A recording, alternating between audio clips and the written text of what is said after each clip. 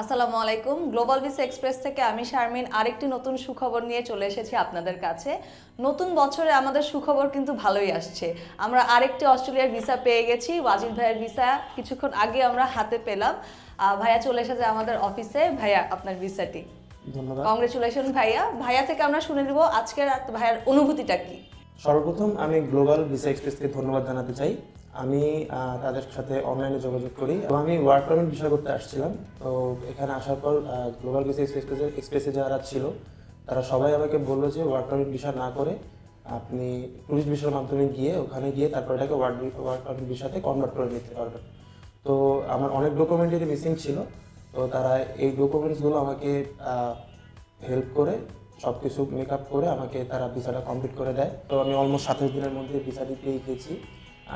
আমি ধন্যবাদ জানাই তাদেরকে এবং আমি আমার আশেপাশের অনেক ভাইদেরকে বলবো এখানে ভিসা অ্যাপ্লাই করার জন্য।